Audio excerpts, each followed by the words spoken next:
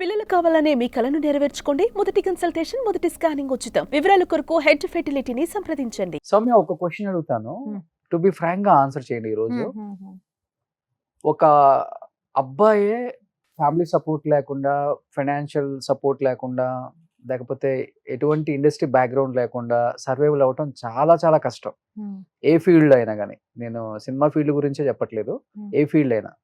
అలాంటిది ఒక అమ్మాయి ఫ్యామిలీ సపోర్ట్ లేదు, అమ్మ నాన్న సపోర్ట్ లేదు, సిబ్లింగ్ సపోర్ట్ లేదు, ఫైనాన్షియల్ సపోర్ట్ లేదు, ఇవన్నీ సపోర్ట్ లేకుండా ఒక్కసారిగా సొసైటీలోకి ఇలా వచ్చి నన్ను నేను ప్రూవ్ చేసుకోవాలి అన్నప్పుడు చాలా చాలా కష్టాలు, చెప్పుకోలేని కష్టాలు, వేరే వాళ్ళతో కూడా షేర్ చేసుకోలేము మనం. ఎన్నో ఎదురవుతాయి ఒక అమ్మాయికి. ఇవన్నీ ఎలా ఫేస్ చేసి బయటకు వచ్చావు సౌమ్య అసలు? నేను ఏదో ఒకటి చెప్పినప్పుడు ఒక హార్డ్ వర్క్ చేస్తానండి. నేను ఒక ప్రాజెక్ట్ చేసినప్పుడు నేను ఫస్ట్ ఎడ్యుకేషన్ ఉన్నప్పుడే నేను స్కూల్ డేస్ లోనే నేను ట్యూషన్ చేసేవాళ్ళు. నేను 8th స్టాండర్డ్ నుంచి వేరే ఇంటికి వెళ్ళి నేను ట్యూషన్ నేర్పించేవాళ్ళు. అప్పుడు నాకు 400 rupees payment per month. So నా ఇల్లు రెంట్ ని 200 రూపీస్ ఇల్లు రెంట్. సో దాన్ని కట్టేసుకుని మన మదర్ సహాయంతో మనం కొంచెం పెద్దవాళ్ళు అయ్యారు. తర్వాత మనము న్యూస్ రీడర్ కాలేజ్ లో ఉన్నప్పుడు కూడా నేను పార్ట్ టైం జాబ్ చేసుకునే కాలేజ్ వెళ్ళేవాళ్ళు. నేను ఒక లాయర్ దగ్గర అసిస్టెంట్ గా వర్క్ చేసేవాళ్ళు, టైపిస్ట్ గా వర్క్ చేసేవాళ్ళు. అప్పుడు టైప్ ఉండేది, సిస్టమ్ టైపిస్ట్ అలా వర్క్ చేసేవాళ్ళు. సో విత్ క్యారెక్టర్ ఒక అమ్మాయి సర్వైవ్ అవ్వాలంటే ఇండస్ట్రీలో చాలా కష్టం. ఇప్పుడు కొంతమంది ఆర్టిస్ట్ ఉన్నారు, ఇప్పుడు ఇండస్ట్రీకి వచ్చేసారు. వాళ్ళు ఏ మూలంగా ఇండస్ట్రీకి వస్తారో నాకు తెలీదు. మనము అంతంగా వచ్చాను అంటే నేను గొప్పగా నేను చెప్పుకోలేదు. మనం వచ్చినప్పుడే సడన్ గా ఇండస్ట్రీ డోర్ ఓపెన్ చేసి వా నీకు హీరోయిన్ క్యారెక్టర్ వచ్చేసింది రా అని చెప్పలేదు. నేను చిన్న చిన్న క్యారెక్టర్ చేసుకుని ఒక న్యూస్ రీడర్, ఒక చిన్న ఛానల్లో యాంకర్, ఒక కొంచెం పెద్ద ఛానల్లో యాంకర్, తర్వాత మళ్ళీ తమిళ ఇండస్ట్రీ, తర్వాత ఒక సీరియల్లో ఒక క్యారెక్టర్, తర్వాత సెకండ్ లీడ్, తర్వాత ఫస్ట్ హీరోయిన్, ఇలా చేసుకుని వచ్చేసాం. ఇప్పుడు అంటే కొంతమంది ఆర్టిస్ట్ ఇండస్ట్రీ సడన్ గా వచ్చేస్తారు, సడన్ గా డోర్ ఓపెన్ చేసేస్తారు, వాళ్ళకి పెద్ద ఆఫర్స్ వచ్చేస్తాయి. చిన్న తెరలో చెప్తున్నా, పెద్ద తెర కాదు. పెద్ద తెరేది వదిలేండి, అది వేరే. వచ్చేటప్పుడు వాళ్ళతో బెంజ్, ఆడి కారు, 2 3 ఫ్లాట్లు, ఎలా వచ్చేది ఒక 2 3 ఈవెంట్స్ లో వస్తారు అంతే. వాళ్ళు ఎలా సంపాదించుకుంటారో నాకు తెలీదు. కానీ నాకు క్యారెక్టర్ అనేది చాలా ఇంపార్టెంట్. సో ఆ క్యారెక్టర్ తో విత్ హార్డ్ వర్క్ తో మంచిగా మనం చేసుకుంటే ఆ నెమ్మదిగా అడిగే వాళ్ళ అలా లైఫ్ లీడ్ చేసే వాళ్ళు మిమ్మల్ని కూడా అడుగుతారా? అలాంటి వాళ్ళతో నేను కలవను. అలాంటి వాళ్ళతో నేనేం కలవను. కొంతమంది ఉన్నారు, కానీ అలాంటి వాళ్ళతో వెళ్ళి నేను మీలాగా అవ్వాలి, నాకు అంత షార్ట్ కట్ ని చూపించండి, నేను షార్ట్ కట్ ఏంటో మనకు తెలుసు, అలాంటి ఏం మనకొద్దు. కొంతమంది క్యారెక్టర్ చూడరు, కొంత తెలుగు ఆడియన్స్ క్యారెక్టర్ చూడరు, వాళ్ళ క్యారెక్టర్ ఎలా ఉంది చూడరు, వాళ్ళు ఎంటర్టైన్ ఇస్తారా అది చాలు. అలాంటి వాళ్ళు కూడా ఉన్నారు. సో ఒక అమ్మాయి ఈ ఇండస్ట్రీలో సర్వైవ్ అవడం with qualities, with good qualities, that is really tough. That is not at all easy. That's really tough. ఏనో ఒకటి ఉండాలి అంతే. కానీ ఫుడ్ కూడా లేని రోజులు ఉన్నాయి సౌమ్య అని విన్నా. అవునండి, రైట్? యా ఆఫ్ కోర్స్ మనము ఒక రోజు కూడా ఫుడ్ అనేది, నేను ఆల్రెడీ ఒక ఇంట్లో చెప్పాను, మనం ఇంట్లో ఎలా పరిస్థితి అంటే మనము 11-11:30 వరకు తినలేకపోతున్నాం. ఎందుకంటే పక్క ఇంట్లో వాళ్ళు ఎవరైనా ఇస్తారా ఫుడ్, వాళ్ళ ఇంట్లో ఖాళీ అయిపోతే వాళ్ళ ఇంట్లో అందరు తిన్న తర్వాత కొంచెం మిగుతుంది కదా, అది ఇచ్చేస్తారని మనం వెయిట్ చేసేవాడు. అంతా తినడం అన్నం కూడా మనం చాలా కష్టపడే వచ్చాం. సో కష్టాలు బాధలు ఎలా ఉంటాయని నాకు చాలా బాగా తెలుసు. ఆ పావర్టీ అనేది ఎంత వర్స్ట్ అనేది చాలా బాగా తెలుసు అంతే. ఇప్పుడే కొంచెం మంచి రోజులు చూస్తున్నాను అంతే అండి. నాన్న ఉన్నా లేనట్టే అన్నారు, అమ్మ పరిస్థితి చాలా హార్డ్ గా ఉందని విన్నాను నేను. ఏంటి అసలుకి? మా అమ్మ అంటే అది చాలా పెద్ద ఎమోషన్ నాకు. సో వాళ్ళు నా కోసం చాలా కష్టపడ్డారు. వాళ్ళు చాలా వర్స్ట్ కండిషన్ చూశానండి, చాలా అంటే చాలా వర్స్ట్ కండిషన్ చూశాను. యాజ్ ఎ డాటర్ గా అమ్మని అలా కండిషన్ చూడడం చాలా పెద్ద వర్స్ట్ కండిషన్ అది.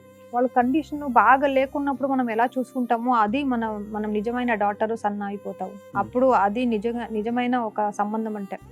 సో వాళ్ళు అయ్యో వద్దండి, చాలా హర్ట్ అయిపోతాను రోషన్. వద్దు లేదు, మనం హోమ్ నర్స్ ఒకటి పెట్టాము మన అమ్మని చూసుకోవడానికి. ఎంత దరిద్రంగా ఉంటారో జనాలంటే, నేను షూట్లో ఉంటాను. నేను షూట్లో ఉన్నప్పుడు ఆ మదర్కి ఫుడ్ పెట్టాలి, అది ఫుడ్ పైప్ లోనే పెట్టాలి. స్టమక్ కి ఫుడ్ పైప్ పెట్టారు, ఫుడ్ పైప్ లోనే పెట్టాలి. ఎంత వస్ట్ జనాలు ఉంటారంటే ఆ పర్టికులర్ హోమ్ నర్స్ ఏం చేసిందంటే, నేను డబ్బు ఇచ్చేవాడు, అన్ని మొత్తం ఏమేమి కావాలో డబ్బు ఇచ్చి వెళ్ళిపోయినవాడు. పౌడర్ పెట్టాలి, పౌడర్నే వాళ్ళు ఫుడ్ లో మిక్స్ చేసి అదిని పెట్టేసేయాలి. ఆ పౌడర్ బాక్స్ 700 రూపీస్. అది ఒక 4 days వస్తుంది అంతే. 4 days 700 రూపీస్. ఆ డబ్బును కూడా వాళ్ళే పెట్టుకుని వాళ్ళకి ఫుడ్ కూడా ఇవ్వలేదు.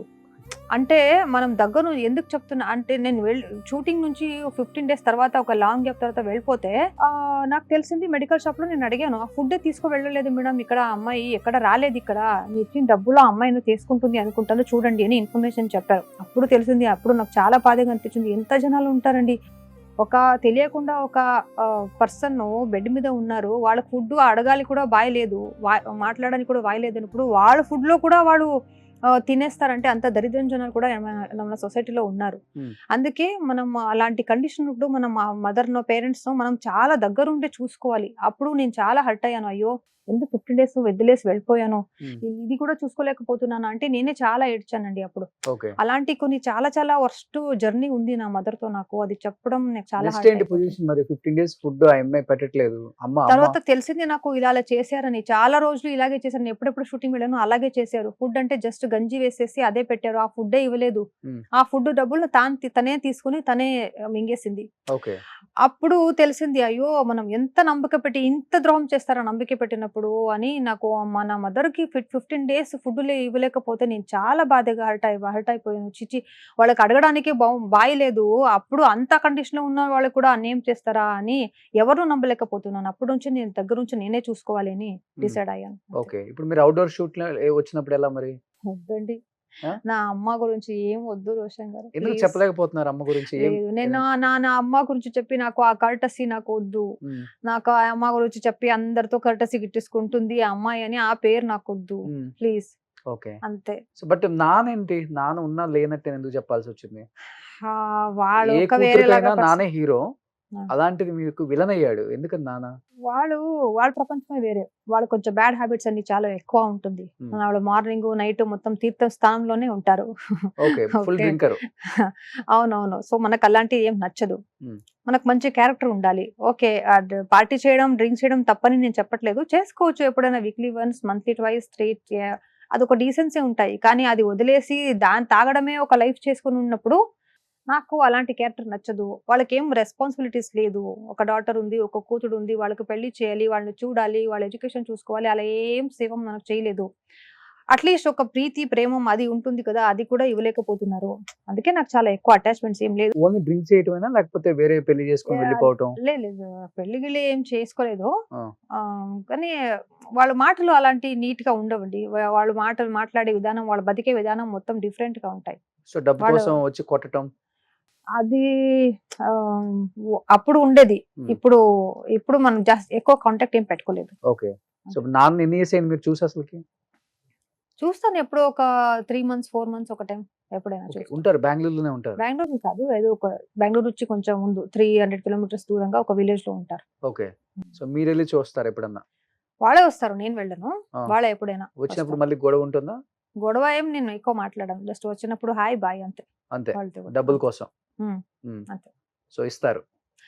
వాళ్ళకి మంత్లీ మెయింటెనెన్స్ ఏం కావాలో నేను ఇస్తా, దాని తప్ప ఎక్కువ కాంటాక్ట్ ఏం పెట్టుకోలేదు. ఓకే. మీరు ఒక్కలే పాప? అవును. సిబ్లింగ్స్ లేరు మీకు? సో ఇప్పుడు మీరు సింగిల్, మీరు ఒక్కళ్ళే లైఫ్ లో పోరాడుతున్నారు, యుద్ధం చేస్తున్నారు, అంతేనా? గ్రేట్ కదా. గ్రేట్. చాలా మంది ఉన్నారండి పాప, ఎవరు లేకుండా ఉన్న వాళ్ళు కూడా ఉన్నారు, కొంతమంది ఉన్నా కూడా ఉండటం లేకుండా ఉన్నారు. అలాగే నేను తెలుగు బాగా మాట్లాడుతున్నాను, అదే నాకు గొప్పగా అనిపిస్తుంది కదా. అంటే తెలుగు ఇండస్ట్రీ అంటే మీకు అంత ఇష్టం, నేర్చుకున్నారు. ఇక్కడ ఏదో డెఫినెట్ గా గట్టిగా కొట్టాలని వచ్చారు కాబట్టి ఉంటుంది, ఆ కసి ఉంటుంది కదా. ఆ కసి ఉంది కానీ మంచి స్టేజ్ ఏం దొరకట్లేదు రోషన్ గారు. మంచి స్టేజ్ దొరికితే దానికి ఒక న్యాయం దొరికించాలి, నేనేంటి అని ఇంకా ప్రూవ్ చేయాలి అని నాకు ఉంది. కానీ ఎంకరేజ్మెంట్ చేసేవాళ్ళు నాకు నిజంగా దొరకలేదండి. ఎంకరేజ్మెంట్ చేసేవాళ్ళు దొరికితే ఇంకా 100% కాదు 200% నేను ఇస్తాను. సుమన్ టీవీలో మీ పర్సనల్ అండ్ బిజినెస్ ప్రమోషన్స్ కోసం కింది నెంబర్కి కాంటాక్ట్ చేయండి.